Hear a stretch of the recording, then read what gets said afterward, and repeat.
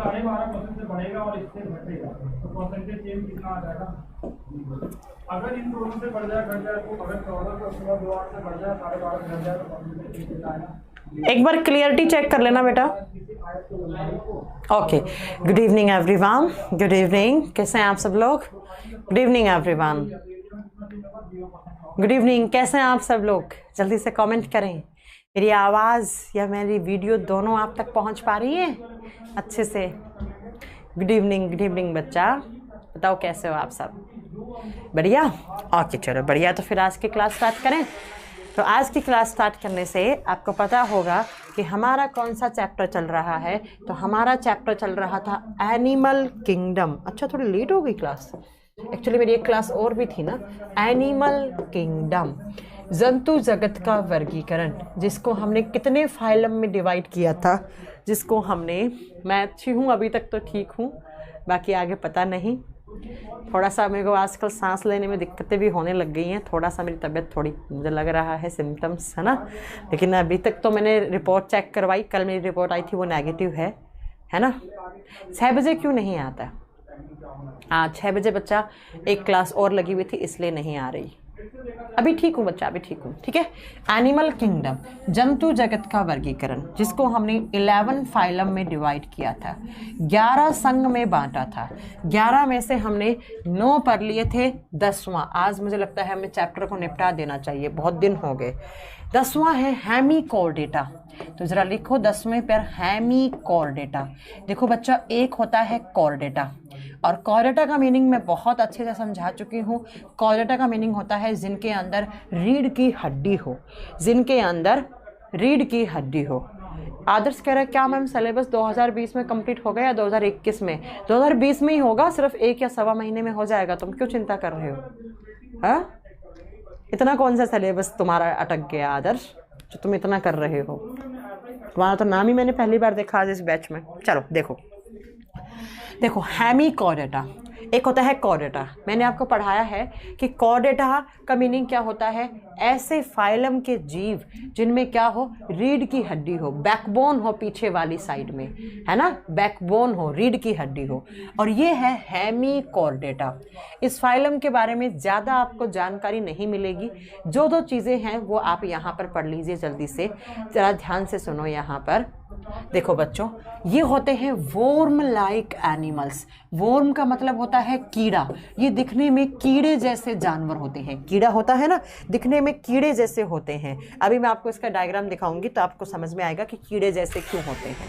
दूसरा, ये marine animals होते हैं। ये कहाँ पाए जाते हैं? आप ये नीट के एग्जाम का क्वेश्चन है कि जो हेमीकॉर्डेटास होते हैं वो कहाँ पर पाए जाते हैं। आप बताओगे वो समुद्री वाटर में पाए जाते हैं, मरीन वाटर में पाए जाते हैं, समुद्री जल में, जहां पर NaCl का अमाउंट ज्यादा हो, सोडियम क्लोराइड की मात्रा ज्यादा हो। नेक्स्ट बच्चों, इनको लेजी एनिमल्स कहा जाता है। क्यों कहा जाता है? देखो समुद्र में कहाँ होते हैं, ये पानी वानी के ऊपर नहीं होते हैं। मान लो ऐसे आपका समुद्र है, इस समुद्र के अंदर नीचे की साइड यहाँ पर बहुत सारी सैंड रखी हुई है। सैंड का मतलब मिट्टी, ये मिट्टी, ये रेत रखी हुई है समुद्र में। इस मिट्टी के अंदर घुसे हुए होते हैं ये कृमि। तो आप बताओगे कि ये मरीन एनिमल्स तो कहलाते हैं, समुद्री जीव तो कहलाते हैं, लेकिन बच्चों आप बताओगे कि समुद्र में कहाँ होते हैं? ये नीचे समुद्र में जो मिट्टी होती है, जो सैंड होती है, उसके अंदर होते हैं, उसके अंदर धसे हुए होते हैं, और यहीं पर पड़े हुए होते हैं, यहीं पर रहते हैं, कभी ऊपर आने की कोशिश नहीं करते।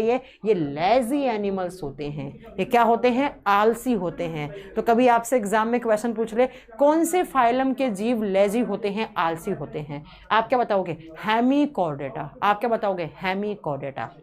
नेक्स्ट, ये क्या खाते होंगे मैम जब मिट्टी के अंदर हैं? तो बच्चों ये मिट्टी को ही खा जाते हैं, ये मिट्टी को खा जाते हैं।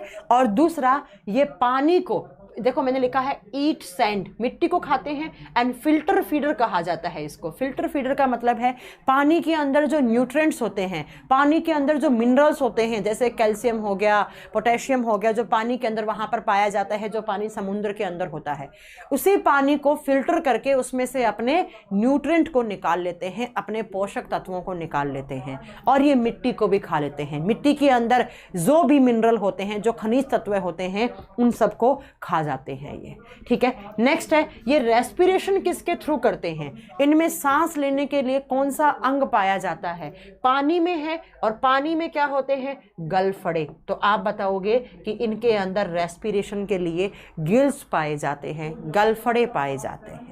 पानी के अंदर होते हैं, जैसे मछली पानी के अंदर रहते हैं तो उनमें भी क्या होते हैं, गिल्स होते हैं, गलफड़े। ऐसे ये भी पानी में पड़े रहते हैं, लेकिन याद रखना ये सरफेस एरिया पे नहीं होते हैं, ये नीचे जो मिट्टी दसी हुई होती है ना समुद्र के अंदर, उसके अंदर होते हैं। नेक्स्ट आप बताओगे male and females are separate, कहने का मतलब है एक मेल वाला होगा, एक फीमेल वाला होगा, एक मेल हेमिकॉर्डेटा होगा, एक फीमेल होगा। दोनों के सेक्सुअल ऑर्गन्स क्या हैं, दोनों के अलग अलग हैं। नेक्स्ट आप बताओगे एक्सटर्नल फर्टिलाइजेशन। फर्टिलाइजेशन का मतलब होता है निषेचन। इनमें निषेचन कैसे होता है, तो समझो इस बात को कैसे होता है।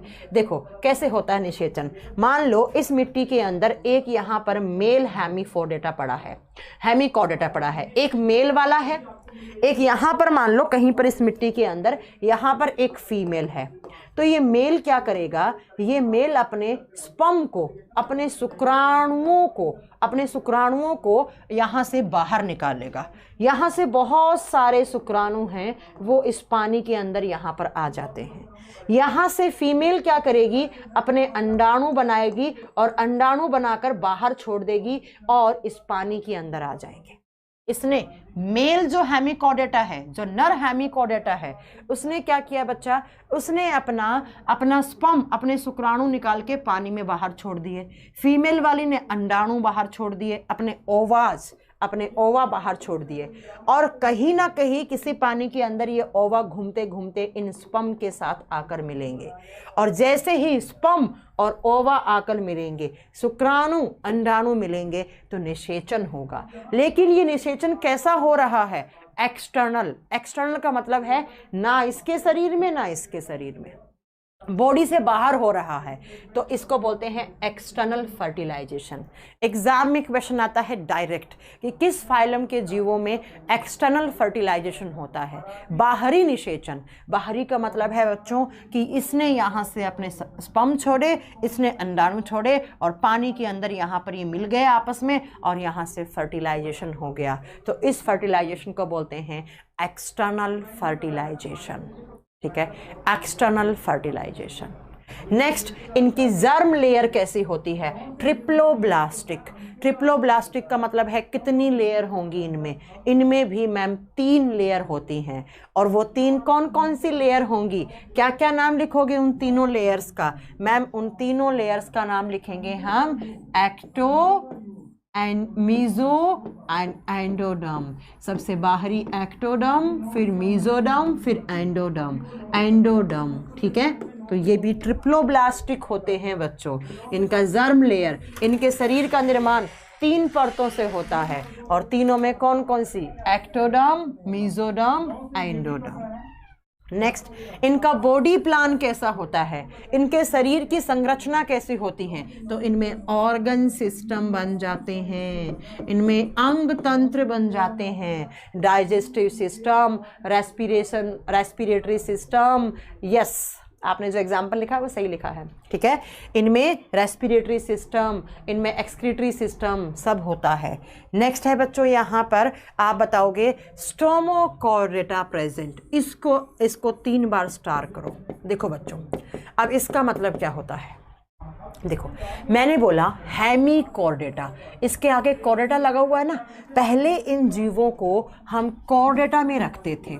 ऐसा देखा गया कि इनमें रीढ़ की हड्डी पाई जाती है। देखो जब आप बच्चे होते हैं, ठीक है, देखो मेरी बात ध्यान से सुनना, जब आप छोटे बच्चे थे ना तो आप में रीढ़ की हड्डी नहीं होती है, सीधी रीढ़ की हड्डी नहीं बनती है हम लोगों में बनता है पहले एक ऐसे स्ट्रक्चर, ऐसे खोखली स्ट्रक्चर जिसको हम नोटोकॉर्ड बोलते हैं, नोटोकॉर्ड को हिंदी में नोटोकॉर्ड ही कहा जाएगा। जब आप एम्ब्रियोनिक स्टेज में थे, जब आप भ्रूणीय अवस्था में होते हैं, और भ्रूणीय अवस्था का मतलब है कि आपका अंदर नए नए ऑर्गन बने हैं आपके, या आपका जब छोटे बच्चे थे आपका जन्म हुआ, बच्चे की रीढ़ की हड्डी को टच करना पीछे से बहुत सॉफ्ट सी लगेगी। तो जब आपकी रीढ़ की हड्डी इमैच्योर होती है तो उसको हम नोटोकॉर्ड बोलते हैं, उसको हम नोटोकॉर्ड बोलते हैं। तो ऐसा, और यही नोटोकॉर्ड आगे चलकर जब आप एडल्ट हो जाते हैं तब ये किस में कन्वर्ट हो जाती है, बैकबोन में, रीढ़ की हड्डी में बदल जाती है। तो पहले हम इन जीवों को हम कॉर्डेटा में रखते थे।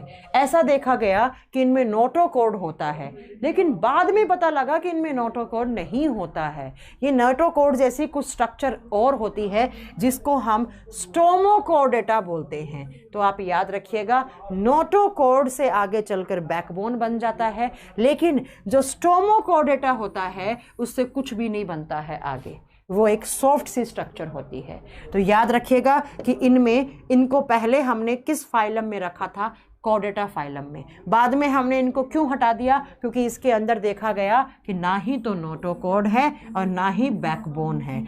इनके अंदर नोटोकॉर्ड सी ऐसी एक वायर जैसी स्ट्रक्चर होती है, उसको स्टोमोकॉर्ड बोलते हैं, स्टोमोकॉर्डेटा इनका नाम बोल देते हैं।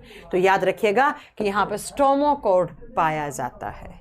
नेक्स्ट आप बताओगे, नेक्स्ट कैरेक्टर बताओगे आप इनका क्या, कि इनके अंदर जो सर्कुलेटरी सिस्टम होता है वो कैसा होता है, ओपन का मतलब क्या होता है, खुला सर्कुलेटरी सिस्टम, खुला परिसंचरण तंत्र।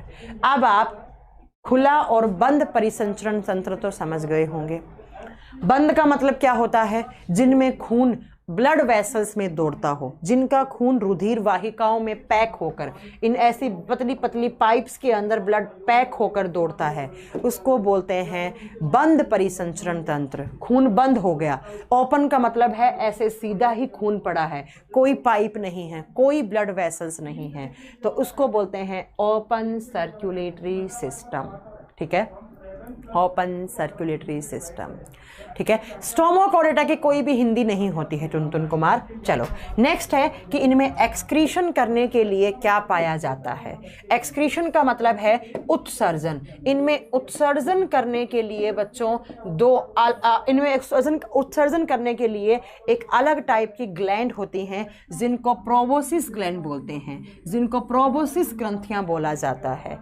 इनमें जो एनस होता है ना, एनस के अंदर ही ऐसे कुछ ग्लैंड्स पाई जाती हैं, कुछ ग्रंथियां पाई जाती हैं, और उन्हीं ग्लैंड्स के थ्रू ये अमोनिया वगैरह को रिलीज करते हैं। तो हम बताएंगे कि इनमें एक्सक्रीशन के लिए प्रोबोसिस ग्लैंड पाई जाती हैं, प्रोबोसिस ग्रंथियां पाई जाती हैं। इनको हिंदी में उत्सर्जी ग्रंथियां या प्रोबोसिस ग्रंथियां ही लिख लो आप, प्रोबोसिस ग्रंथियां पाई जाती हैं। ठीक है, एग्जाम्पल देखिए बच्चा, क्या सिर्फ 2 एग्जाम्पल आता है। पहला आता है बैलेनोग्लोसिस, एक बच्चे ने यहाँ पर एग्जाम्पल लिखा भी था। ठीक है, आप बताएंगे यहाँ पर कि पहला आता है बैलेनोग्लोसिस, दूसरा आता है सैकोग्लोसिस। पहला आता है बैलेनोग्लोसिस, दूसरा सैकोग्लोसिस। ये दोनों किस फाइलम में आते हैं, हेमीकॉर्डेटा। ज़्यादा कुछ नहीं, ये याद रख लेना कि कॉर्डेटा से ही अलग करके बनाया गया हेमीकॉर्डेटा है। ये लेजी एनिमल्स होते हैं, समुद्र में रहते हैं, लेकिन समुद्र के अंदर जो नीचे की साइड मिट्टी होती है उसके अंदर धसे हुए होते हैं, बड़े लेजी होते हैं, उससे बाहर निकलते नहीं हैं, मिट्टी खा लेते हैं, पानी पी लेते हैं। उसके बाद आप बताओगे इनमें ओपन सर्कुलेटरी सिस्टम पाया जाता है। ठीक है, आप चलो बच्चों, हाँ इनको सैंड ग्लैंड भी बोलते हैं कभी कभी। ठीक है, चलो अब नेक्स्ट मैं इनका डायग्राम दिखाऊं आपको, कैसे होते हैं, ऐसे होते हैं दिखने में, ऐसे। ये देखो, ये जो वायर सा बनाया है ना, इसी को बोलते हैं यहाँ पर कॉर्डेटा जैसी जो स्ट्रक्चर होती है, मैंने बताया ना अभी, जिसको स्टोमोकॉर्डेटा बोलते हैं, यही होती है वो स्ट्रक्चर, ये वायर जैसी, इसको बोलते हैं स्टोमोकॉर्डेटा इसको। इसीलिए पहले देखा गया कि तो नोटोकॉर्ड है, और नोटोकॉर्ड जिनमें होता है उनको हम किस में रखते हैं, आप बताओ बच्चों, किन में रखते हैं उनको, आप बताओगे उनको कॉर्डेटा में। लेकिन बाद में देखा गया कि तो नोटोकॉर्ड नहीं है। ठीक है, ओके, यही डायग्राम है उसका। अर्थवॉर्म यहाँ नहीं आएगा, ये केंचुआ नहीं है, उल्लू के पट्टे, ये केंचुआ नहीं है, दिखने में बड़े वियर्ड से होते हैं ये। ओके चलो, तो ये बात आप नोट कर लेना। और ज़्यादा कुछ इस फाइलम के बारे में नहीं पढ़ना है, इससे ज़्यादा कोई कहीं पर एनसीईआरटी में भी नहीं लिखा हुआ है, सारा मैं एनसीईआरटी का ही पढ़ा रही हूँ। अब आता है आपका last phylum 11 number. Last phylum जल्दी से लिखो, कॉर्डेटा फाइलम। सबसे ज़्यादा डेवलप्ड, सबसे ज़्यादा सक्सेसफुल फाइलम भी बोल सकते हैं, सबसे ज़्यादा विकसित phylum Chordata phylum. Chordata phylum, Chordata का मतलब बता चुकी हूँ। जब आप बच्चे थे, चाइल्ड थे या न्यूबॉर्न बेबी थे, तो आप में ऐसे पहले, सबसे पहले ऐसी जो स्ट्रक्चर बनी थी उसी को आप नोटोकॉर्ड बोलते हैं। ठीक है, ठीक है। कभी कभी किताबों में इसको छोटा रीढ़ की हड्डी लिखा हुआ होता है। ठीक है, चलो, तो आप बताओगे कि कॉर्डेटा किसको बोलते हैं? कशेरुकी, जिनके अंदर जब आप बच्चे थे तो उनमें नोटोकॉर्ड था, जब बड़े हो गए तो उनके अंदर वर्टिब्रल कॉलम प्रेजेंट है। और वर्टिब्रल कॉलम का मतलब क्या होता है? बैकबोन, और बैकबोन का मतलब होता है रीढ़ की हड्डी। तो ऐसे जीव जिनके अंदर रीढ़ की हड्डी पाई जाती है, कहाँ पर? पीछे की तरफ, और पीछे वाले हिस्से को बोलते हैं डोर्सल साइड।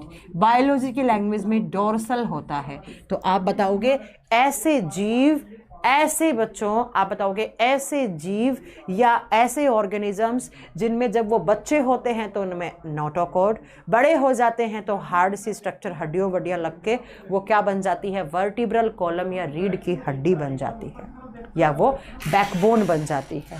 तो और वो बैकबोन किस साइड होती है? डोर्सल साइड होती है।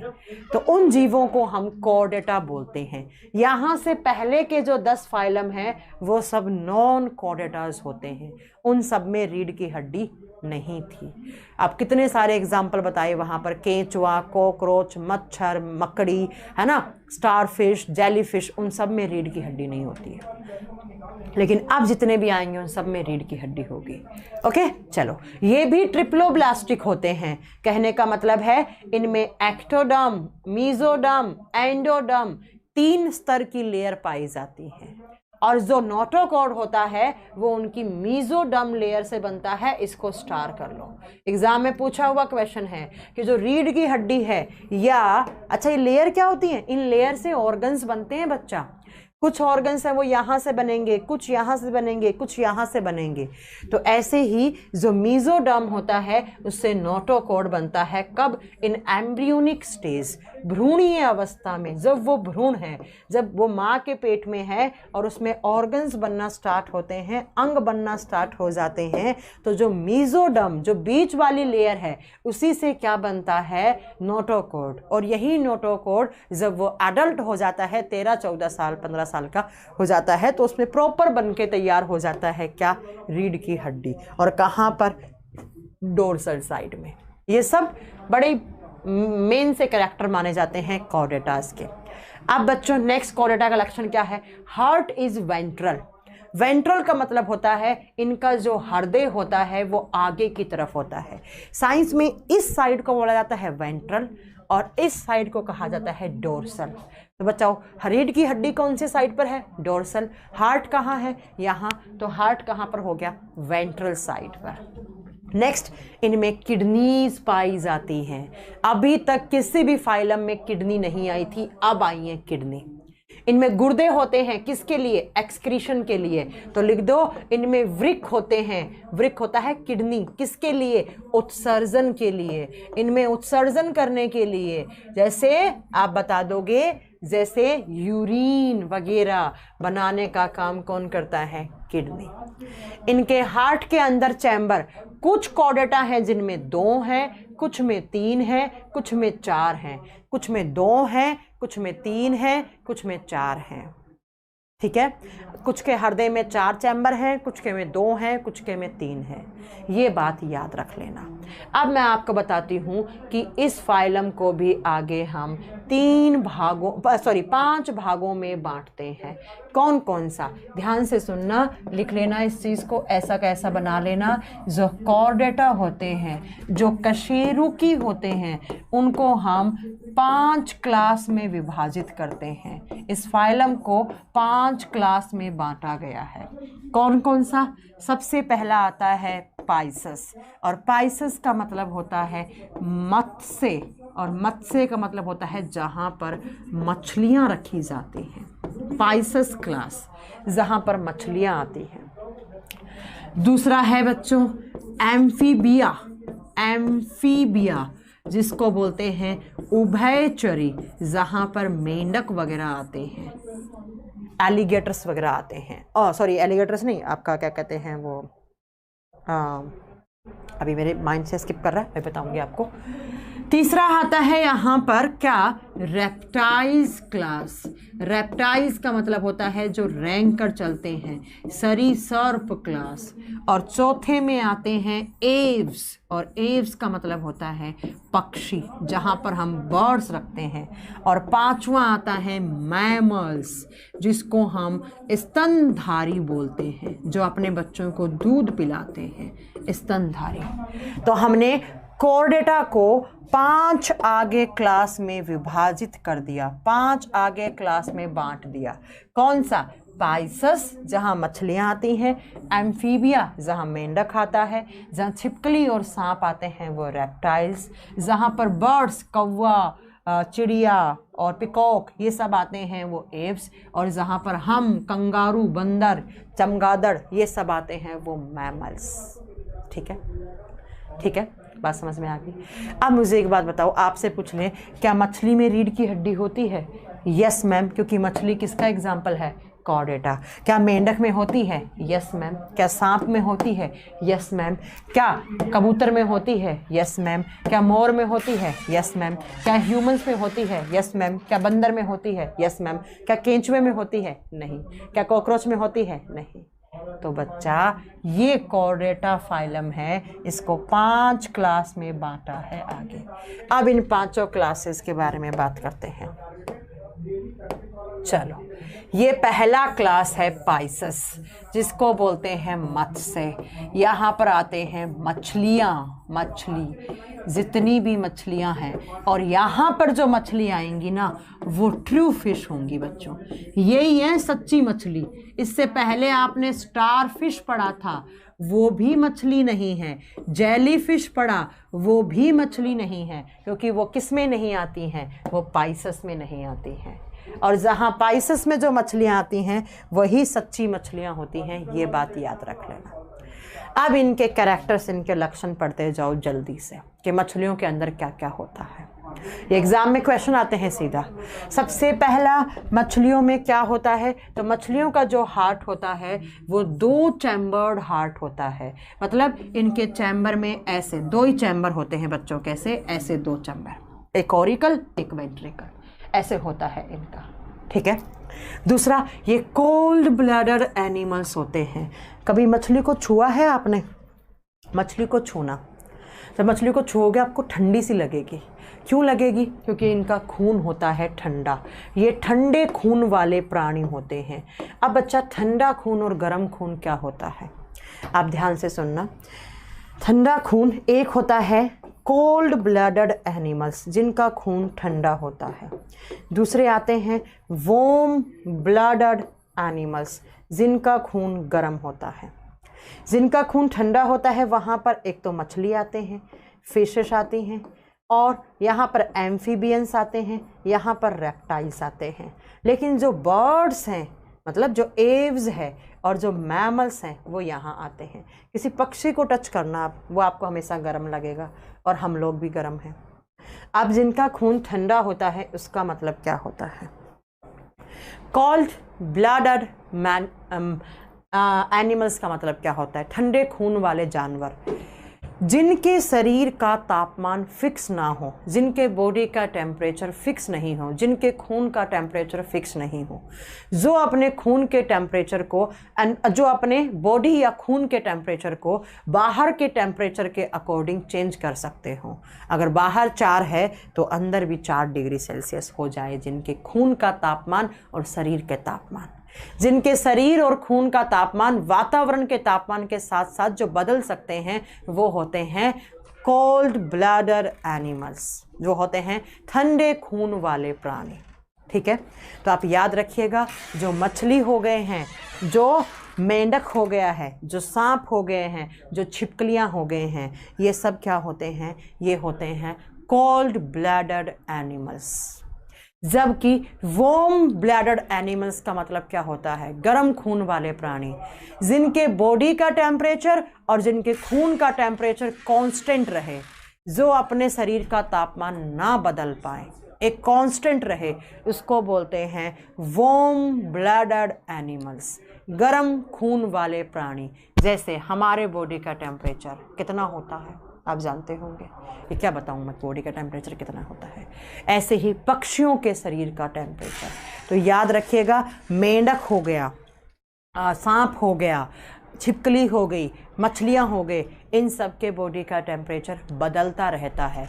जैसे जैसे एनवायरनमेंट में ज़्यादा है टेम्परेचर, ये अपने इंटरनल बॉडी टेम्परेचर को ज़्यादा कर लेंगे, ठीक है। जिनका बाहर कम है तो अंदर भी ये खून का और अपने बॉडी का टेम्परेचर कम कर लेंगे, लेकिन हम लोग ऐसा नहीं कर सकते। इसलिए हमें सराउंडिंग्स, हमारे वातावरण की जो कंडीशंस हैं वो हमें इफ़ेक्ट कर देती हैं। सर्दियों के टाइम पर हमें सर्दी भी लगने लग जाती है, इसलिए हम सर्दियों के कपड़े पहन लेते हैं। गर्मियों के टाइम पर हमें गर्मी लगती है, इसलिए हम एसी पंखा चला लेते हैं। तो ये होते हैं cold blooded and warm blooded animals. अब एक लाइन और सुन लेना, नीट के एग्ज़ाम के क्वेश्चन है ये। जिनका खून ठंडा होता है इनको पोइकिलोथर्मस कहा जाता है, उनको पोइकिलोथर्मस कहा जाता है। तो मुझे बताओ, मछलियों को और एम्फीबियंस को और रेप्टाइल्स को हम क्या कह सकते हैं? आप बताओगे पोइकिलोथर्मस। पोइकिलोथर्मस का मतलब है ठंडे खून वाले जीव, जिनका खून ठंडा होता है उनको हम पोइकिलोथर्मस कहते हैं, उनको हम पोइकिलोथर्मस कहते हैं। ये नीट का ये टर्म, ये नीट में पूछा हुआ क्वेश्चन है। तो ये तीन जो हमारी क्लास होती हैं, कौन कौन सी क्लास पोइकिलोथर्मस का एग्जाम्पल बनेंगी? बताना ज़रा कौन कौन सी बनेंगी पोइकिलोथर्मस। मैम सबसे पहली कौन सी? पाइसस, जिसके अंदर मछलियाँ हैं। दूसरी कौन सी? एम्फीबियंस। तीसरी कौन सी? रेप्टाइल्स। ये तीनों क्या कहलाते हैं? पोइकिलोथर्मस कहलाते हैं, ठंडे खून वाले जीव कहलाते हैं, ठीक है। मछलियों के हार्ट के अंदर 2 चैम्बर होंगे, खून ठंडा होगा, सांस लेने के लिए गिल्स होते हैं, इनमें गलफड़े होते हैं। मछलियाँ देखी हैं आपने, ऐसे मुंह फाड़ के जब सांस लेती है, इस वाले पार्ट में 2 गिल्स होते हैं उनके। जैसे हम लोगों में क्या होते हैं? हम लोगों में फेफड़े होते हैं, उन लोगों में गिल्स होते हैं, ठीक है, गलफड़े होते हैं। अमोनोटेलिक का मतलब है जब ये एक्सक्रीशन करते हैं तो उसमें किसकी मात्रा अधिक होती है? देखो, गिल्स का मतलब होता है गलफड़ा, इनमें सांस लेने के लिए गलफड़े होते हैं। और अमोनोटेलिक का मतलब है जब ये एक्सक्रीशन करते हैं, उत्सर्जन करते हैं, तो इनका एक्सक्रीटरी कंपाउंड में अमोनिया की मात्रा अधिक होती है। अमोनिया रिलीज करते हैं ये कौन सी गैस रिलीज करते हैं? अमोनिया गैस रिलीज करते हैं। कब? जब ये उत्सर्जन करते हैं। तो आपसे पूछेगा कौन सा कोर्डेटा का क्लास है जो अमोनोटेरिक होते हैं? कौन सा? पाइसस। ये क्वेश्चन आते हैं।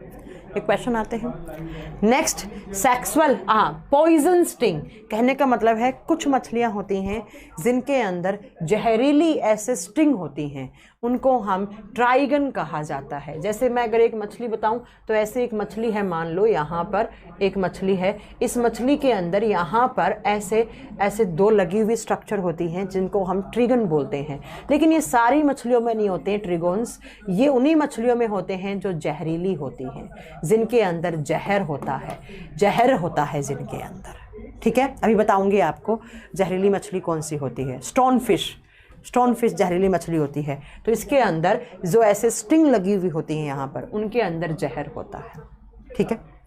नेक्स्ट आप बताओगे, इनमें सेक्सुअल ऑर्गन सेपरेट होते हैं, एक मेल वाला होगा, एक फीमेल वाला होगा। नेक्स्ट, पोइकोथर्मस का मतलब बता दिया है मैंने क्या?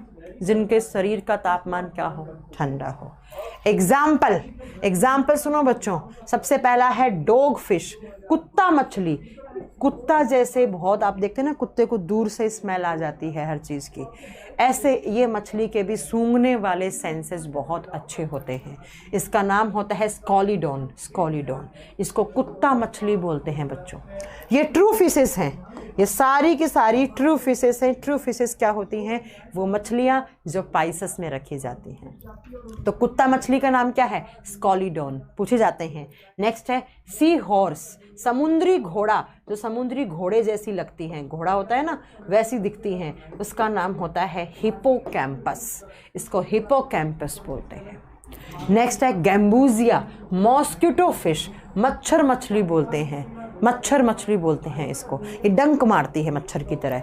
नेक्स्ट है स्टोन फिश, ये बच्चा जहरीली मछली होती है, ये जहरीली मछली होती है क्योंकि उसमें ट्राइगन्स होते हैं, और ट्राइगन का मतलब होता है जहाँ पर जहर भरा हुआ होता है। ठीक है, कौन कौन सी? कुत्ता मछली पूछे कौन सी होती है? स्कॉलीडॉन। हिपोकैम्पस, समुद्री घोड़े को हिपोकैम्पस बोलते हैं। गैम्बूजिया मॉस्किटो मछली होती है। स्टोन फिश पॉइजीनियस फिश कहलाती है, जहरीली मछली कहलाती है। इसके अलावा एक एग्जाम्पल आता है लेबियो, ये भी मछली है, ये मछलियों के नाम है। नेक्स्ट एक मछली ऐसी जो उड़ सकती है, फ्लाइंग फिश एक्जोक्टिस, इसको बोलते हैं एक्जोकोइटिस। एक्जोकोइटिस ये मछली क्या होती है? उड़ने वाली मछली होती है, ये उड़ सकती है। अब उड़ने का मतलब नहीं आसमान में उड़ रही है, पानी में तो आएगी ना वापस, क्योंकि गिल्स हैं तो सांस लेगी पानी में। तो आप बताएंगे बच्चा, नहीं, डॉग फिश का नाम ही स्कॉलीडॉन होता है, डॉग फिश को ही स्कॉलीडॉन बोलते हैं। ठीक है, तो ऐसे उड़ के वापस थोड़ी सी वापस पानी में आ जाएगी, तो उसको बोलते हैं फ्लाइंग फिश। नेक्स्ट है टॉर्पीडो, टॉर्पीडो। ठीक है, उसके बाद है बच्चा, ये टॉर्पीडो हो गया, ये प्रिस्टिस हो गया, ये एक्वेरियम में रखी जाती हैं। हमारे घरों में हम एक्वेरियम देखते हैं ना, और एक्वेरियम में ये होती हैं बच्चों। नेक्स्ट है शार्क। शार्क वो मछली है जिसके अंदर एक भी रीढ़ की हड्डी, एक भी हड्डी नहीं होती है। शार्क के अंदर, मछली के अंदर हड्डियां नहीं होती हैं। नेक्स्ट बेटा, बेटा बेटा भी एक्वेरियम भी रखी जाती है, और ये फाइटिंग फिश के नाम से जानी जाती है, बहुत जल्दी लड़ाई करती है। अगर इस बेटा को अगर आपने डाल दिया ना एक्वेरियम के अंदर, बाकी जितनी मछलियाँ ना उन सबसे लड़ाई करने लग जाती हैं। ठीक है बच्चों, जैसे लड़का, ऐसे कोई ऐसे याद कर लो, बेटा, बेटा मतलब बेटा, बेटा लड़ाई नहीं करते हैं प्रॉपर्टी के लिए, वैसे याद कर लो। ठीक है, ये टॉर्पीडो हो गया, प्रिस्टिस हो गया, बेटा हो गई, ये सब हमारे घरों में हम एक्वेरियम के अंदर हम इनको रख सकते हैं। तो पूछे फ्लाइंग फिश कौन सी होती है, स्टोन फिश, पॉइजनियस फिश कौन सी होती है, मॉस्किटो फिश कौन सी होती है, सी हॉर्स किसको कहा जाता है, फाइटिंग फिश किसको कहा जाता है, और ये सब ट्रू फिश हैं क्योंकि ये पाइसस में आती हैं, क्योंकि ये पाइसस में आती हैं। तो ये आपका पाइसस कंप्लीट हो गया। तो ये मछलियाँ, अब मछलियाँ, कुछ मछली थी जो पानी में रह रही थी, कुछ मछली आ गई वो धरती पर आ गई धीरे धीरे। मछलियों ने सोचा हम पानी में क्यों रहें, चलो मछली, चलो हम आज बाहर चलते हैं, देखते हैं बाहर की दुनिया कैसी है। जब वो बाहर आई तो उसका इवोल्यूशन हो गया, और वो आगे चलकर धीरे धीरे धीरे वो एम्फीबियंस की कैटेगरी में आ गए, वो उभयचरी हो गए। उभयचरी का मतलब है वो पानी में भी रह सकती हैं। देखो एम्फीबियंस दो टर्म से मिलकर बना हुआ है, एक है एम्फी और एक है बियोस। एम्फीबियंस ऐसे लिख लो आपको, बियोस या बियन का मतलब होता है बियोस। बियोस का मतलब होता है लाइफ, जीवन, एंड एम्फी का मतलब होता है ड्यूल, जो दोहरा जीवन जीते हैं। और दोहरा का मतलब है जो पानी और धरती दोनों में रहकर जिंदा रह सकते हैं, उनको हम एम्फीबियंस बोलते हैं। ठीक है, आप बताओगे उभयचरी का मतलब क्या है? जो पानी और धरती दोनों पे रहें। एम्फी का मतलब ड्यूल, बायोस का मतलब लाइफ, बायोस का मतलब यहाँ पर लाइफ। इनके हार्ट में 3 चैम्बर होते हैं, 3 कोष्ठक होते हैं, ऐसे होता है इनका हार्ट। मछलियों में 2 थे, इनमें 3 हैं, इवोल्यूशन हो गया, 1 2 3 चैम्बर्ड हार्ट होता है, 3 चैम्बर्ड हार्ट। आज फिनिश हो जाएगा बच्चा, कोशिश कर रहे हैं।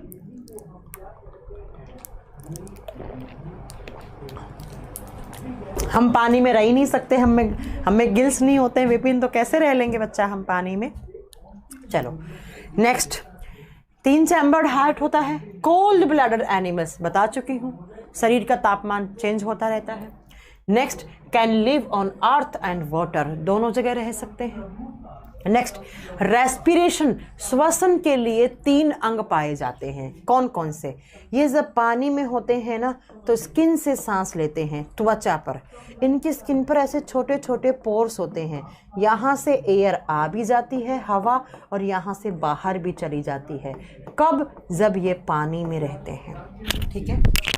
लेकिन बच्चों, जो मेंढक का बच्चा होता है ना, जो छोटा बच्चा होता है मेंढक का, जो सिर्फ पानी में रहता है, उसमें गिल्स भी होते हैं। मेंढक का जो छोटा बच्चा होता है वो टैडपोल होता है, वो टैडपोल कहलाता है। तो जो टैडपोल्स होते हैं बच्चों, उनके अंदर गिल्स भी होते हैं। बाद में ये गिल्स मैच्योर होने के बाद फेफड़े में बदल जाते हैं, ठीक है। बाद में ये किस में बदल जाते हैं? फेफड़े में। अब मेरी बात ध्यान से सुनना बच्चों, क्या इनमें सांस लेने के लिए 3 अंग पाए जाते हैं। स्किन से सांस कब लेंगे? जब वो पानी के अंदर है, लिख लेना। त्वचा से सांस कब लेंगे? वो जब पानी में है। लेकिन मेंढक का जो छोटा बच्चा है, जिसको हम टैडपोल बोलते हैं, वो किससे सांस लेता है? गिल से, गलफड़ों से भी। बाद में जब वो बड़ा मेंढक बन जाता है, बड़ा हो जाता है, तो उसमें फेफड़े होते हैं। और जब मेंढक धरती पे होता है तो वो किससे सांस लेता है? वो फेफड़ों से सांस लेता है। वो किससे सांस लेता है? फेफड़ों से। तो इनमें 3 सांस लेने के लिए ऑर्गन हैं। कौन कौन से बच्चा? जब पानी में होगा तो किससे लेगा? आप बताओगे किससे लेगा बच्चों को? स्किन से। लेकिन जब वो धरती पर होगा तो वो लंग से। लेकिन अगर वो छोटा बच्चा है तो वो गिल से भी ले सकता है। बाद में वो गिल से फेफड़ों में बदल जाते हैं। नेक्स्ट, इनमें सेक्सुअल ऑर्गन सेपरेट होते हैं। एक मेल होगा, एक फीमेल होगा, ठीक है। एक मेल होगा, एक फीमेल होगा। ये बात आप याद रखेंगे, ठीक है बच्चा। एक मेल होगा, एक फीमेल होगा। अब इसका एग्जाम्पल लिख लो। सैलमेंड्रा, हाइला। एग्जाम्पल लिखो, यहाँ लिखे हुए नहीं है, मैं लिखवा देती हूँ, ठीक है। एग्जाम्पल मैं नोट कर देती हूँ आपके। लिखिए एग्जाम्पल कौन कौन से होते हैं। एक तो लिखो टैडपोल। टैडपोल होता है छोटा बच्चा मेंढक का। टैडपोल्स, एग्जाम्पल लिख लेना, टैडपोल्स। दूसरा बच्चा बच्चों फ्रॉग, जिसको राना बोलते हैं, जिसको राना लिखा जाता है, राना टिग्रिना इसका साइंटिफिक नेम होता है। तीसरा हाइला भी यहाँ पर एक एम्फीबियन का, हाँ, राना टिग्रिना बच्चा। Next example salamandra. Next example लिखो सैलमेंड्रा। ये चारों एग्जाम्पल होते हैं किसके? आप बताओगे। ये चारों एग्जाम्पल एम्फीबियंस के होते हैं। मेंढक का छोटा बच्चा टैडपोल, फ्रॉग मेंढक जिसको राना बोला जाता है। कोई पूछ ले राना किस क्लास में आते हैं, तब क्या बताएंगे? कॉर्डेटा की एम्फीबियन क्लास में। हाइड्रा अलग होता है, हाइला अलग होता है, एंड सैलमेंड्रा। ये 4 एग्जाम्पल बनते हैं, एनसीईआरटी में दिए हुए हैं एम्फीबियंस के। किसके? उभयचरी के, एम्फीबियंस के, ठीक है। चलो अब बच्चों नेक्स्ट हम बताते हैं, साथ में हिंदी में यही होता है बच्चा। साथ में फ्रॉग को मेंढक बोल देंगे, हाइला को हाइला, सैलमेंड्रा को सैलमेंड्रा बोला जाएगा। अब नेक्स्ट तीसरी क्लास कौन सी है? रेप्टाइल्स। 3 नंबर पे क्लास लिखेंगे हम रेप्टाइल्स, जिसको हम बोलते हैं सरीसर्प, जो रैंक कर चलते हैं, जो क्रिप करते हैं, जो रैंक कर चलते हैं। अच्छा, क्लास का नोटिफिकेशन नहीं आया, आ जाएगा, मैं बोल दूंगी। जो क्रिप एंड क्रोल करते हैं, ठीक है। जो बच्चों लिखो रेप्टाइल्स, जिनको बोलते हैं हम क्रिप एंड क्रोल। क्रिप एंड क्रोल का मतलब होता है जो रैंक कर चलते हैं, ऐसे रैंक कर चलेंगे धरती पर निशान पड़ जाते हैं मिट्टी वगैरह में इनके। जैसे सांप का निशान देखा होगा आपने, है ना बच्चा। छिपकली का भी निशान दिखता है। क्रिप एंड क्रोल का मतलब होता है रेंग कर चलने वाले। अब ये कहाँ रहते हैं? ये होते हैं टेरिस्टेरियल। टेरिस्टेरियल का मतलब होता है बच्चों स्थलीय, जमीन पर रहते हैं ये जमीन पर रहते हैं। नेक्स्ट, इनका हार्ट में कितने चैम्बर होते हैं? 3 चैम्बर्ड हार्ट। इनके हार्ट में भी 3 चैम्बर होते हैं, 3 कोष्ठक होते हैं बच्चों, लिख लेना। जैसे अभी बताया था मेंढक में 2 ऊपर होंगे, 1 नीचे होगा, 2 ऑरिकल्स, 1 वेंट्रिकल्स। नेक्स्ट बच्चा, नेक्स्ट आप नोट करोगे इनका खून भी कैसा होता है? कोल्ड ब्लडेड एनिमल्स, ठंडे खून वाले जानवर। मतलब ये बॉडी का, शरीर का तापमान क्या कर सकते हैं? शरीर का तापमान क्या कर सकते हैं बच्चों? ये बताओगे आप, शरीर का तापमान चेंज कर सकते हैं। नेक्स्ट, इनमें भी सेक्सुअल ऑर्गन्स सेपरेट होते हैं। Sexual organs are separate. Sexual organs are different. मैंने कहने का मतलब एक मेल होगा, एक फीमेल होगा। जनन अंग अलग अलग पाए जाते हैं, एक मेल होगा एंड एक फीमेल होगा। नेक्स्ट, इनमें जो फर्टिलाइजेशन होता है वो होता है इंटरनल फर्टिलाइजेशन। वहाँ पर कैसा था? हेमिकोडेटा में एक्सटर्नल। इंटरनल का मतलब है कि एक होगा मेल वाला तो एक फीमेल वाला, तो मेल के जो स्पर्म हैं वो कहाँ आएंगे? फीमेल के ओवा के पास। और फीमेल बॉडी में क्या होगा? फर्टिलाइजेशन। बॉडी के अंदर होने वाला निषेचन क्या कहलाता है? आंतरिक निषेचन। क्या कहलाता है? आंतरिक निषेचन। तो इनमें जो फर्टिलाइजेशन होता है वो फीमेल्स के बॉडी में अंदर की साइड होता है, और जब अंदर की साइड होता है तो वो क्या कहलाता है?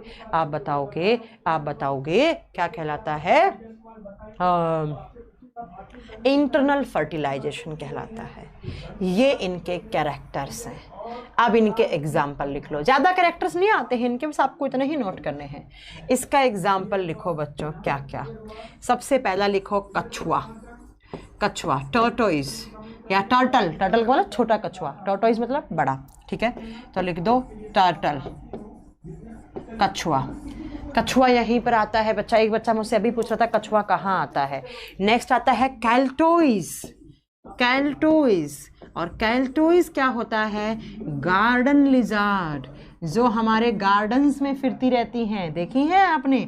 जो हमारे पार्क वगैरह में, गार्डन्स में जो छिपकलियाँ होती हैं वो क्या होती हैं? वो कैल्टोइज होती हैं, और यही होती हैं हमारे घरों में आने वाले भी। नेक्स्ट है बच्चों स्नेक्स। स्नेक्स का मतलब होता है सांप, सारे के सारे सांप। जैसे king cobra, mamba, king cobra लिखो। जैसे king cobra and black mamba. Black mamba ये सांप की प्रजातियां हैं बच्चों, हिंदी में कोई अलग नाम नहीं है। King cobra and black mama. And king cobra अकेला ऐसा सांप है जो घोंसले बनाकर अंडे देता है, जो घोंसला बनाता है अपना खुद, ठीक है? ब्लैक मामा जहरीले होते हैं, ये काट जाएंगे तो मर जाओगे आप, ये जहरीले होते हैं, ठीक है? नेक्स्ट यहाँ पर एग्जाम्पल दोगे आप एलिगेटर्स का। एलिगेटर्स का मतलब समझते हो? घड़ियाल। देखा है? उसके जैसा दिखता है तुम्हारे, क्या कहते हैं, क्रोकोडाइल, छोटा क्रोकोडाइल जिसको बोलते हैं। नेक्स्ट एग्जाम्पल लिखो क्रोकोडाइल। बस आप एक चीज़ नोट कर लेना कि जितने भी रेप्टाइल्स हैं उन सब रेप्टाइल्स में कितने चैम्बर होते हैं? 3 चैम्बर होते हैं हार्ट में। लेकिन क्रोकोडाइल एक्सेप्शन बनता है, क्रोकोडाइल अपवाद बनता है। इसके हार्ट में 4 चैम्बर होते हैं, इसके हृदय में 4 कोष्ठक होते हैं। इसीलिए एग्ज़ाम में क्वेश्चन आता है कि वो कौन सी, आप बताओगे वो कौन सा वो कौन सा कॉर्डेटा है या वो कौन सा रेप्टाइल है जिसके हार्ट में 4 चैम्बर होते हैं? कौन सा रेप्टाइल है जिसके हार्ट में 4 चैम्बर होते हैं? क्रोकोडाइल, हिंदी में बोलेंगे मगरमच्छ, और जो छोटा मगरमच्छ होता है दिखने में उसको एलिगेटर, घड़ियाल बोलते हैं। इसके बाद नेक्स्ट लिखो डैक्रोन। डैक्रोन होता है फ्लाइंग फिश, उड़ने वाली। देखो वहां उड़ने वाली मछली बताई थी, ये उड़ने वाली लिजार्ड होती है, वो छिपकली जो उड़ सकती है, उसको बोलते हैं डैक्रोन। एक सांप और लिखो, विपेरा, एक सांप का प्रजाति हो, ये सब सांप वगैरह यही आते हैं बच्चों। नेक्स्ट लिखो विपेरा। विपेरा ये भी सांप है बच्चों, सांप की प्रजाति है ये। विपेरा कहाँ आते हैं तो आप याद कर लेना। हेलोड्रन, हेलोड्रन भी एक छिपकली होती है जिसमें जहर होता है, ऑस्ट्रेलिया साइड होती है और बड़ी सी होती है, इतनी बड़ी सी होती है। हेलोड्रन जहरीली छिपकली होती है, जहरीली छिपकली, जहरीली लिजार्ड, पॉइजनियस लिजार्ड, जहरीली छिपकली होती है। अब एग्जाम में क्वेश्चन आए, किंग कोबरा, ब्लैक मामा, एलिगेटर, क्रोकोडाइल, डैक्रोन, विपेरा, हेलोडन, टोर्टोइस, टर्टल, ये सब किस में आते हैं? ये सब रेप्टाइल्स होते हैं। और इन सब के हार्ट में कितने चैम्बर होते हैं? 3 चैम्बर। एक को छोड़ दो, कौन सा? तो आप बताओगे एक किसको छोड़ दें? क्रोकोडाइल अपवाद होता है, ठीक है। एलिगेटर में 3 चैम्बर होंगे बच्चों, ठीक है, लेकिन क्रोकोडाइल में 4 चैम्बर होते हैं। तो ये तीसरी क्लास थी किसकी? कॉर्डेटा की। अब चौथी क्लास लिखो आप धीरे धीरे। पक्षी, पहले देखो कहाँ थी मछलियाँ? पानी में। पानी से कुछ मछलियाँ कहाँ आई? धरती पर। धरती पर कैसे चली? रेंग कर। अब कुछ थे जो सोचे हम तो उड़ भी सकते हैं, तो उड़ने वाले किस में आते हैं? एव्स में। एव्स में क्या आते हैं? पक्षी, बर्ड्स आते हैं, फ्लाइंग एंड नॉन फ्लाइंग भी, जो उड़ भी सकते हैं। मैम क्या बिना उड़ने वाला भी पक्षी होता है? Yes, ostrich. नॉन फ्लाइंग मतलब उड़ने वाले भी और ना उड़ने वाले बर्ड्स, जो उड़ भी सकते हैं और जो नहीं भी उड़ सकते हैं, वो दोनों ही यहीं आते हैं, flying and non flying. Flying का मतलब जैसे कबूतर, जैसे चिड़िया, जैसे पिकॉक, जैसे और क्या क्या हो सकते हैं, कौवा, ये सब। नॉन फ्लाइंग का मतलब ऑस्ट्रिच। ऑस्ट्रिच एक पक्षी होता है जो कि उड़ नहीं पाता है। ऑस्ट्रिच, शुतुरमुर्ग, जिसका अंडा सबसे बड़ा होता है, शुतुरमुर्ग, ये पक्षी होता है लेकिन ये उड़ नहीं पाता है। चलो अब इनके कैरेक्टर लिखें। नेक्स्ट, इनके चैम्बर में कितने, इनके हार्ट में कितने चैम्बर होंगे? आप लिखेंगे 4 चैम्बर्ड हार्ट। कितने चैम्बर होंगे इनके हृदय में? 4 चैम्बर होंगे। चतुकोष्ठकीय, 4 कोष्ठक। रेस्पिरेशन किससे करते हैं? श्वसन किससे लेते हैं? आप बताओगे रेस्पिरेशन करते हैं ये किससे? फेफड़ों से। इनके पास लंग्स होते हैं। जितने भी आपके बर्ड्स होते हैं वो सब किससे सांस लेते हैं? फेफड़ों से सांस लेते हैं। नेक्स्ट बच्चों, एक्सक्रीशन के लिए क्या होते हैं? अगेन बताओगे, एक्सक्रीशन का मतलब है उत्सर्जन। उत्सर्जन के लिए किडनीज होती हैं, किडनी से करते हैं उत्सर्जन। लेकिन बच्चों इनका अलग कैरेक्टर क्या हुआ? इनमें फैदर्स होते हैं, और फैदर्स का मतलब होता है पंख, और पंख की सहायता से उड़ सकते हैं। फैदर्स, इनके पंख लगे हुए होते हैं, और पंख के अंदर एक हड्डी होती है जिसको बोलते हैं फ्लाइंग बोन। फ्लाइंग बोन का मतलब होता है जो उड़ने में सहायता प्रदान करती है। और कौन सी? तो आप बताएंगे प्नूमेटिक बोन। प्नूमेटिक बोन। एग्जाम में क्वेश्चन आता है वो कौन सी हड्डी होती है जो पक्षियों को उड़ाने में सहायक होती है, जो पक्षियों के पंखों में पाई जाती है? प्नूमेटिक हड्डी। इसको स्टार बना लेना, एग्जाम में क्वेश्चन पूछा है, ठीक है, इसको एग्ज़ाम में क्वेश्चन पूछा जा सकता है। अब बच्चा बात आती है कि इनका नेक्स्ट, इनका खून कैसा होता है? तो पक्षियों को टच करना आप, वार्म ब्लडेड एनिमल्स, इनका खून कैसा होता है? गरम। इसीलिए बेचारे जब ठंड आती है तो कबूतर देखे हैं आपने, घर के अंदर घुस जाते हैं, है ना? तो क्योंकि इनका खून कैसा है? गरम। कहने का मतलब इनके बॉडी का टेम्परेचर कैसा है? कांस्टेंट है, नियंत्रित है। मतलब कांस्टेंट का मतलब जो बदल ना पाए अपने बॉडी के टेम्परेचर को। अब एग्जाम्पल लिखो, एग्जाम्पल आप सब लिख लो यहाँ पर। ऑस्ट्रिच, शुतुरमुर्ग। नेक्स्ट लिखो क्रो, कौवा, कौवा कौवा कौवा कौवा समझते हैं ना। कोलुम्बा, कोलुम्बा क्या होता है? पिजन, पिजन का मतलब क्या होता है? कबूतर। इसको साइंटिफिक नेम में कोलुम्बा, कोलुम्बा बोलते हैं। कोलुम्बा एक कंट्री है ना शायद, तो पिजन को कोलुम्बा कहा जाता है। और क्या लिखोगे? पिकॉक, पिकॉक लिख लो। क्या क्या लिखोगे? पैरट, पिकॉक लिख लो।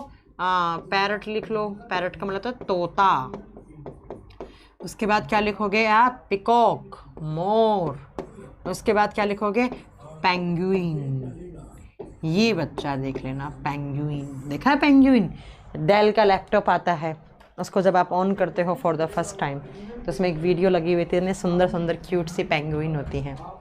ठीक है, तो उड़ने वाले पक्षी सारे यहाँ पर आते हैं। स्केलेटल सिस्टम का पीडीएफ डल गया है बच्चा, देखो पंकज आप चेक करो, डलवा दिया है हमने। तो ये एव्स थे जिनका खून कैसा होता है? गरम। ठीक है, चलो अब आते हैं, हाँ जी यहीं आएगा विकास भारती, यहीं आएगा। अब आते हैं लास्ट में, और 5 नंबर वाली क्लास है, उसको हम बोलते हैं मैमल्स, जिसको हम स्तनधारी बोलते हैं, जिसको हम स्तनधारी बोलते हैं, मैमल्स क्लास बोलते हैं। और मैमल्स का मतलब होता है बच्चों, मैमल्स का मतलब होता है जो अपने बच्चों को दूध पिलाएं। और दूध कौन सी ग्रंथियों से बनाएंगे? Memory glands. जो जितनी भी फीमेल्स मैमल्स होती हैं उनमें मैमरी ग्रंथियां होती हैं, और मैमरी ग्रंथियां क्या बनाती हैं? दूध। तो ऐसे जानवर जो अपने बच्चों को दूध पिलाए, जो दिन में दूध पिलाने वाली ग्रंथियां पाए जाएं, उनको बोलते हैं हम मैमल्स, जिनमें मैमरी ग्लैंड्स होती हैं। ठीक है, अभी तक वो अंडा देने वाले थे, है ना। और दूसरे अब आगे एक बात और बताएंगे आपको अभी नेक्स्ट। इनके हार्ट में 4 चैम्बर होते हैं, जैसे हमारा हार्ट, कितने चैम्बर हैं? 4 चैम्बर। खून कैसा है? गरम या ठंडा? गरम, वार्म ब्लडड, गरम खून वाले। मतलब क्या हो गया बच्चों? इनके बॉडी का टेम्परेचर क्या है?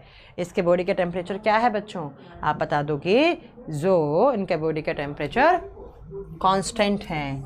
लंग्स प्रेजेंट होते हैं, लंग्स फेफड़े पाए जाते हैं। क्या किडनी होते हैं? सांस कहाँ से लेंगे? फेफड़ों से। उत्सर्जन कहाँ से करेंगे? किडनी से। नेक्स्ट बच्चों, इसके बाद आप क्या याद रखेंगे? आप बताओगे कि इनकी बॉडी पर हेयर्स होते हैं, हेयर ऑन बॉडी, हेयर्स होते हैं। जैसे हमारे हाथ पैरों पे देख लो, हेयर्स ऑन बॉडी। जब हम बंदर थे तो बहुत ज़्यादा थे, है ना। जैसे कंगारू को देख लो, बंदर को देख लो, गाय को देख लो, भैंस को देख लो, बकरी को देख लो। Presence of hairs. इनके शरीर पर बाल पाए जाते हैं, इनके शरीर पर क्या होते हैं? बाल। इसके अलावा इनमें ईयर पिन्ना भी होता है, कान का बाहरी भाग। ईयर पिन्ना इज प्रेजेंट, कान का बाहरी भाग पाया जाता है, ये होता है ईयर पिन्ना। अभी से पहले जितने भी फाइलम पढ़ाए उन सब में ये ईयर पिन्ना नहीं होता है। ठीक है, उन सब में ये ईयर पिन्ना नहीं होता है, लेकिन अभी ये ईयर पिन्ना है। ये साउंड कलेक्ट करने का काम करता है। वैसे इसको साइंस वेस्टिजियल ऑर्गन की कैटेगरी में ही रखती है। ठीक है बच्चों, ये बात बता दोगे, ईयर पिन्ना पाया जाता है। अब बच्चों, इस मैमल्स क्लास को भी आगे सब क्लास में बांटा जाता है। भाई अपना फाइलम कौन सा चल रहा है? कॉर्डेटा। क्लास कौन सी चल रही है? मैमल्स। अब इस मैमल्स को भी हम 3 सब क्लास में डिवाइड करते हैं। 3 सब क्लास कौन कौन सी? तो आप बताओगे 3। हाँ, ये एग्जाम में क्वेश्चन पूछ लिया जाता है।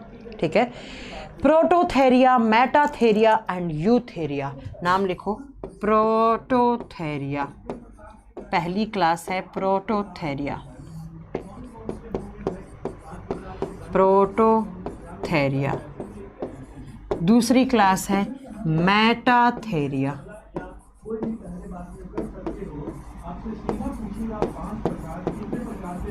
मेटाथेरिया। और जो तीसरी क्लास होती है उसको बोलते हैं यूथेरिया। Eutheria, Eutheria. 3 सब क्लास में बांटते हैं। अब किस कैटेगरी, इनको क्यों बांटा वो बताते हैं, अभी रुको। देखो क्या कौन कौन सी सब क्लास, कौन कौन सी, प्रोटोथेरिया, मेटाथेरिया एंड यूथेरिया। देखो बच्चों, ये तीनों ही मैमल्स में आती हैं, लेकिन प्रोटोथेरिया का क्या है? प्रोटोथेरिया ऐसा होता है, ऐसा मैमल होता है जो अंडे की फॉर्म में अपने बच्चे को जन्म देता है। जो अंडा होता है, अपना अंडे को जन्म देगा, ये एग लाइंग होते एनिमल्स होते हैं। ये अंडे को जन्म देंगे, सीधा बच्चे को जन्म नहीं देंगे, फिर उस अंडे से बच्चा बाहर निकलेगा। ये एग लाइंग मैमल्स होते हैं, या मैमल्स की क्लास होती है। मेटाथेरिया क्या होते हैं? हाँ, इनको बच्चा किस कैटेगरी के हिसाब से बांटा है वही बता रही हूँ मैं। ये बच्चा एक पाउच सा बना हुआ होता है और उस पाउच के अंदर बच्चा निकलता है, ठीक है। तो ये पाउच्ड मैमल्स कहलाते हैं। ये एक ऐसे पाउच सा बना होगा, उसके अंदर से बच्चा बाहर निकलेगा, ठीक है। और जिनमें जो प्रॉपर अपने बच्चों को जन्म दे, और बच्चे के और माँ के बीच में इनमें प्लेसेंटा मेम्ब्रेन होती है। प्लेसेंटा झिल्ली पाई जाती है माँ और बच्चे के बीच में। उस झिल्ली को काट के माँ को अलग और बच्चे को अलग कर देते हैं। प्लेसेंटा झिल्ली, प्लेसेंटा झिल्ली, ठीक है। प्लेसेंटा झिल्ली, प्लेसेंटा मेम्ब्रेन होती है। तो ध्यान से सुनना, ऐसे मैमल्स जो अंडे देते हैं और अंडे से बच्चा बाहर निकलता है वो प्रोटोथेरिया। जो एक पाउच के अंदर बच्चे को जन्म देते हैं उसको बोलते हैं मेटाथेरिया। और वो पाउच, इनके अंदर प्लेसेंटा नहीं होती है, प्लेसेंटा झिल्ली नहीं होती है, गर्भनाल इसको बोलते हैं ना, गर्भनाल माँ और बच्चे के बीच में होता है। फिर उसको डॉक्टर कट कर देता है सीजर से, माँ अलग बच्चा अलग। तो जिनके प्लेसेंटा मेम्ब्रेन के थ्रू बच्चे जुड़े हुए होते हैं माँ से, और जो अपने बच्चों को जन्म दे प्रॉपर, वो यूथेरिया में आते हैं। जो पाउच के अंदर अपने बच्चे को जन्म देते हैं वो मेटाथेरिया, और जो एग अंडे की फॉर्म में अपने बच्चे को जन्म देते हैं वो प्रोटोथेरिया कहलाते हैं। वो क्या कहलाते हैं? प्रोटोथेरिया। अब आप इनके एग्जाम्पल नेट पे देख लेना, डायग्राम में नाम लिखवा देती हूँ। यहाँ पर पहला होता है इकाइडेनस, इसका एग्जाम्पल लिखो प्रोटोथेरिया का। ये सारे मैमल्स हैं। इकाइडेनस, अब आपसे पूछे इकाइडेनस की सब क्लास कौन सी है? प्रोटोथेरिया। क्लास कौन सी है? मैमल। फाइलम कौन सा है? कॉर्डेटा। किंगडम कौन सा है? एनिमल। ठीक है बच्चों। नेक्स्ट है स्टेरोपैडोन, इसी का एग्जाम्पल है स्टेरोपैडोन, स्टेरोपैडोन, स्टेरोपैडोन। मेटाथेरिया, जो पाउच की फॉर्म में अपने बच्चे के बाहर चारों तरफ ऐसे पाउच लगा हुआ होता है, मेटाथेरिया। इसका एग्जाम्पल आता है कंगारू। कंगारू एक एग्जाम्पल है इसका। कंगारूज को रखा जाता है मेटाथेरिया में, और यूथेरिया में ह्यूमन बीइंग्स, मानव जाति। दूसरा काउज, गाय, गोट, बकरी, हॉर्स, घोड़ा। इसके अलावा आप सब लिख दो, गाय, भैंस, घोड़ा, बकरी, सारे के सारे लिख दो यहाँ पर एग्जाम्पल। एंड साथ में लिख दो टाइगर, टाइगर, टाइगर, शेर, सब लिख दो बच्चा इसका एग्जाम्पल। ये सब यूथेरिया में आते हैं। लिख दो टाइगर, लिख दो लॉयन, लिख दो डॉल्फिन। डॉल्फिन भी बच्चे को जन्म देती है बच्चों, और अपने बच्चे को दूध भी पिलाती है। And whale fish, blue whale या व्हेल फिश भी यहीं आती है। तो मुझे बताओ, क्या डॉल्फिन और व्हेल मछली क्या ट्रू फिश होती हैं? नहीं, क्योंकि ये कहाँ आती हैं? मैमल्स। ये मैमल में आती हैं बच्चों। व्हेल फिश अपने बच्चे को जन्म देती हैं, उस बच्चे को दूध पिलाती हैं, उसका लालन पोषण करती हैं। बंदर, बंदर लिख दो मंकी, और लिख दो बिल्ली, कैट, फॉक्स, लोमड़ी, एंड लिख दो बैट, चमगादड़। चमगादड़, चमगादड़ बच्चों स्मॉलेस्ट मैमल माना जाता है, सबसे छोटा स्तनधारी माना जाता है ये, स्मॉलेस्ट मैमल। क्यों रखा? क्योंकि चमगादड़ में जो फीमेल चमगादड़ होती हैं उनमें दूध बनाने वाली ग्रंथियां होती हैं और चमगादड़ अपने बच्चे को जन्म देता है और फीमेल उसको दूध पिलाती है। आप पूछे लार्जेस्ट मैमल कौन होता है? Whale fish is the largest mammal. ये होती है लार्जेस्ट, ये सबसे बड़ी स्तनधारी है। ठीक है, याद रखना डॉल्फिन और व्हेल फिश मैमल में आती हैं, यूथेरिया सब क्लास में आती हैं। एंड और क्लास कौन सी बन गई आप बता दोगे यहाँ पर? कॉर्डेटा की। हाँ, बैट भी आ गए यहाँ, चमगादड़। बैट का मतलब चमगादड़। चमगादड़ सबसे छोटा मैमल होता है और सबसे बड़ा मैमल व्हेल मछली होती है, व्हेल मछली होती है। ठीक है, गाय, घोड़ा, भैंस, बकरी, इन सब की सब क्लास क्या हो गई? आप बताओगे यूथेरिया। और क्लास कौन सी हो गई? तो आप मुझे बताओ क्लास कौन सी बन जाएगी? कौन सी क्लास पढ़ रहे थे हम? मैमल्स। एंड इनका फाइलम कौन सा है? फाइलम कौन सा है? कॉर्डेटा। और किंगडम कौन सा है? हाँ जी, चूहा भी यहीं आएगा बच्चा, चूहा भी यहीं आएगा, चूहा भी यहीं आएगा। किंगडम कौन सा? एनिमल। और ये आपका एनिमल किंगडम अब ख़त्म हो जाता है। अब आपका एनिमल किंगडम यहाँ पर ख़त्म बच्चों। इससे ज़्यादा इस किंगडम में कुछ नहीं पढ़ना, बहुत टाइम लग गया, लेकिन चैप्टर बड़ा है एंड क्वेश्चंस बहुत ज़्यादा पूछे जाते हैं। ये आपका एनिमल किंगडम दी एंड, समाप्त। अब इसके क्वेश्चंस करवा दूंगी एक दिन लग के, वो नोट कर लेना, इसके क्वेश्चंस करवा दूंगी। स्केलेटल सिस्टम का पंकज आपका पीडीएफ शो नहीं हो रहा, जो मैंने नंबर दिया था उस नंबर पे मैसेज कर देना, मैं आपको भेज दूंगी। वैसे ऐप पर डल चुका है स्केलेटल सिस्टम का पंकज, बेटा ये नंबर लिख लो।